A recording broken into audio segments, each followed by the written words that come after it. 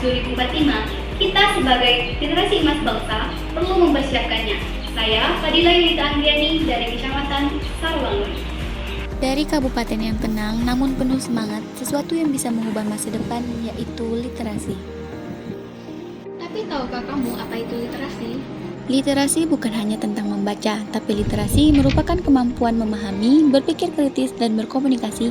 Itu bisa berupa membaca buku, memahami berita, bahkan menulis ide kita sendiri. Literasi is bridge dari kebodohan menuju pengetahuan, dari keinginawan menuju masa depan. Tahukah kamu, UNESCO menyebutkan bahwa minat baca di Indonesia masih sangat rendah, hanya 0,001%, yang artinya dari 1.000 orang hanya 1 orang yang minat membaca. Berdasarkan survei yang dilakukan Program for International Student Assessment yang dirilis oleh Organization Economic Cooperation and Development, pada tahun 2019, Indonesia menempati peringkat ke-62 dari 70 negara atau merupakan 10 negara terbawah yang memiliki tingkat literasi terendah.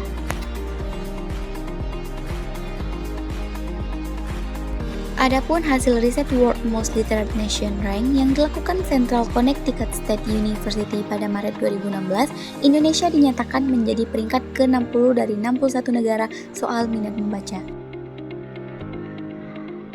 Hal ini bukanlah sesuatu yang baik, mengingat kembali mencerdaskan kehidupan bangsa merupakan tujuan negara Indonesia. Kita bisa melakukan perubahan dengan hal-hal kecil terlebih dahulu. Yang pertama, buat membaca jadi menyenangkan. Mulailah dari yang kedua, hubungkan dengan kehidupan sehari-hari. Misalnya, dan yang ketiga, buat ruang literasi terbuka. Seperti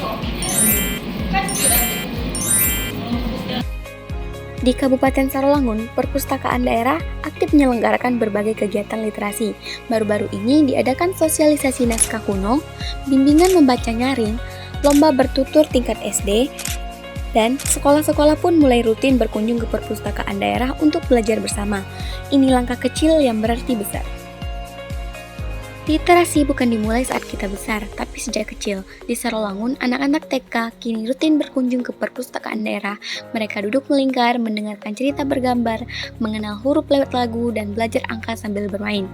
Itulah cara kita mengenalkan literasi dan numerasi sejak dini.